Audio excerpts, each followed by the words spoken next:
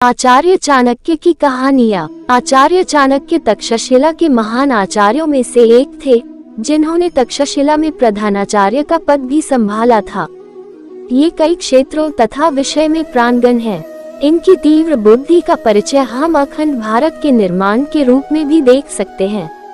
इन्होंने मगध साम्राज्य में प्रधानमंत्री का पद संभालते हुए ऑडिट, सैन्य, सामंत आदि जैसे नए प्रयोग किए। आचार्य चाणक्य द्वारा अपनाए गए पद्धति पर देश कार्य करता है।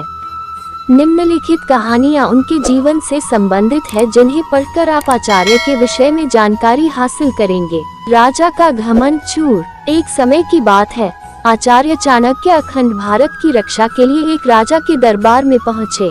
बेहद ही अहंकारी और स्वार्थी स्वभाव का था, किंतु आचार्य चाणक्य जैसा कोई विद्वान उसके दरबार में आया हो, ये बात वह अपने लिए गर्व की समझ रहा था।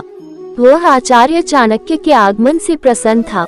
उसने आचार्य चाणक्य को उपहार स्वरूप एक रत्न जड़ित बेशकीमती तलवार आचार्य चाणक्य को देने के लिए प्रस्तुत किया। चाणक्य ज्ञान और भविष्य दृष्टा के धनी थे।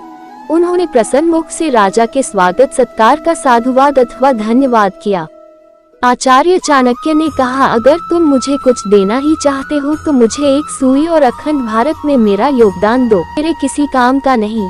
सुई फटे हुए कपड़े को सिलना जानता है, तलवार का कार्य खंड खंड करना है, इसलिए ये तलवार मेरे किसी काम का नहीं। राजा को आचार्य चाणक्य की बात सुनकर आश्चर्य हुआ। वह काफी देर सोच विचार में पड़ गया, किंतु आचार्य चाणक्य का वचन राजा को कुछ देर बाद समझ आया। राजा तत्काल चाणक्य के चरणों में नतमस्तक हुआ और अखंड भारत में अपना योगदान अग्रणी भूमिका में देने का वचन आचार्य चाणक्य को दिया। 2. चाणक्य का संकल्प। यह उन दिनों की बात है जब यवन सेना विश्व विजय के उद्देश्य से भारत की ओर निरंतर बढ़ती जा रही थी। आचार्य चाणक्य इस परिस्थिति को भली भांति देख रहे थे। वह भारत को लूटते हुए नहीं देखना चाहते थे, इसलिए उन्होंने उस समय के शक्तिशाली और विस्तृत साम्राज्य के से राजा धनानंद से मदद मांगने के लिए दरबार में उपस्थित हुए। कहो ब्राह्मण, तुम कौन हो और कहां से आए हो? महाराज, मैं तक्षशिला का आचार्य चाणक्य हूँ। कहो किस लिए आए हो? यवन की सेना निरंतर आर्यव्रत की ओर बढ़ती आ रही है, जिसका उद्देश्य ठीक नहीं है। तो हम क्या कर सकते हैं? महाराज, आपके पास विशाल सेना है, आप उसका सामना कर सकते हैं। अगर उसे नहीं रोका गया तो आपका साम्राज्य भी नहीं बचेगा। इस प्रकार की वार्तालाप दोनों के बीच हुई, जिसमें धनानंद अपने लोभ और अहंकार से बाहर नहीं निकला और आचार्य चाणक्य की भरे दरबार में बेइज्जती करते हुए लात मारकर निष्कासित करने का आदेश दिया। इस प्रहार से आचार्य जमीन पर गिरे और उनकी शिखा खुल गई। उस खुली शिखा को दिखाते हुए उन्होंने भरी दरबार में संकल्प लिया, ये शिखा तब तक नहीं बांधूंगा जब तक मगध साम्राज्य की गद्दी पर कोई योग्य राजा ना बैठा दूं। उद्धरण। ऐसा ही हुआ। उन्होंने कठिन परिश्रम और योग्यता से बेहद छोटे से आदिवासी लड़के चंदू को योग्य बनाकर चंद्रगुप्त मौर्य के रूप में स्थापित किया। 3. खिचड़ी से मिली शिक्षा। आचार्य चाणक्य ने धनानंद से बदला लेने और मगध के राजगद्दी पर योग्य शासक को बैठाने का प्रण लिया था। इस क्रम में उन्होंने चंद्रगुप्त मौर्य को शिक्षा, नीति कुशलता, युद्ध कौशल में पारंगत कर योग्य बनाया। चाणक्य ने घूम घूम कर चंद्रगुप्त मौर्य की सेना में शामिल होने का प्रचार किया। देखते देखते बड़ी तादाद में लोगों ने सेना में जुड़ना आरंभ किया। अच्छी खासी सेना का गठन कर आचार्य चाणक्य चंद्रगुप्त के नेतृत्व में मगध पर आक्रमण करते हैं। मगध की शक्तिशाली सेना के आगे वह अधिक समय तक टिक नहीं पाए। चाणक्य की योजना विफल हो गई। किसी प्रकार चाणक्य तथा चंद्रगुप्त जान बचाकर वहां से निकल भागे और एक कुटिया के पीछे जाकर छुप गए। उस कुटिया के भीतर एक माँ खिचड़ी बना रही थी। उसका बच्चा भूखा था। माँ ने खिचड़ी बनाकर जो ही थाली में परोसा, बच्चे ने उसमें हाथ डाल दिया। खिचड़ी अधिक गर्म थी, जिसके कारण बच्चे का हाथ जल गया। माँ ने तत्काल कहा, तू भी चाणक्य की तरह बेवकूफ है, सीधा बीच थाली में हाथ डाल दिया। किनारे का भाग ठंडा होता है, उसे खाना चाहिए था।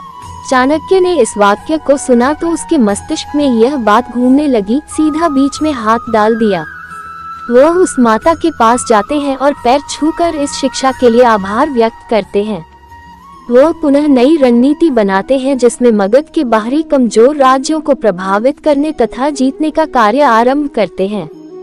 देखते ही देखते वह मगध को भी जीत जाते हैं।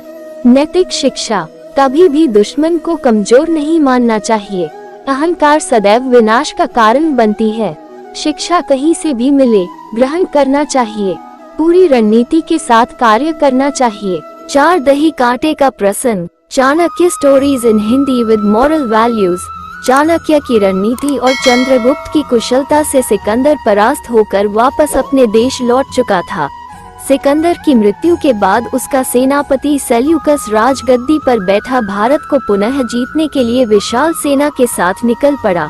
भारत पिछली बार से अधिक समृद्ध और शक्तिशाली हो चुका था, क्योंकि यहाँ चंद्रगुप्त मगध के सिंहासन पर आचार्य चाणक्य की छत्रछाया में राज कर रहा था। चंद्रगुप्त ने व्यास नदी के पार ही यमन की सेना को कुचल डाला। इतनी भीषण लड़ाई हुई कि सेल्यूकस ने स्वयं आत्मसमर्पण का प्रस्ताव पेश किया। आचार्य चाणक्य ने कहा, वो सब तो ठीक है, किंतु तुम्हें आत्मसमर्पण के साथ साथ अपनी बेटी कार्नेलिया का विवाह चंद्रगुप्त से कराना होगा, इस शर्त के साथ कि उसका पुत्र उत्तराधिकारी नहीं बनेगा। सेल्यूकस चाणक्य के प्रस्ताव पर राजी हो गया। चंद्रगुप्त अपने आचार्य की किसी रणनीति पर प्रश्न नहीं करते, किंतु इस बार वह चाणक्य से पूछ बैठे कि यह विवाह का प्रस्ताव आखिर क्यों। चाणक्य चंद्रगुप्त को लेकर जंगल की ओर निकल गए। वहाँ रास्ते में कांटा बिछा था, वह कांटा दोनों के पैर में चुभ गया। चंद्रगुप्त ने नीचे देखा तो कांटे की एक जंगली बेल चारों ओर फैली हुई थी। चंद्रगुप्त ने तलवार निकाला और उस बेल को उखाड़ फेंकने के लिए आगे बढ़े। आचार्य ने रोकते हुए कहा, इसे हम प्रेम से भी जड़ से समाप्त कर सकते हैं। इसकी जड़ पर गुड़ और दही डाल दिया जाए तो चींटियां इसके जड़ को कुछ ही दिनों में समाप्त कर देगी। इसी प्रकार सेल्यूकस की पुत्री से विवाह का प्रस्ताव बार बार के युद्ध को अनंत काल के लिए रोक देगा। वो फिर कभी लौटकर अपनी बेटी के ससुराल युद्ध करने नहीं आएगा। नैतिक शिक्षा, शत्रु को रणनीति से हराया जा सकता है, शत्रुता को जड़ से समाप्त करने के लिए प्रेम का मजबूत बंधन होना चाहिए। दूरगामी परिणाम पर विचार करते हुए कार्य करना चाहिए।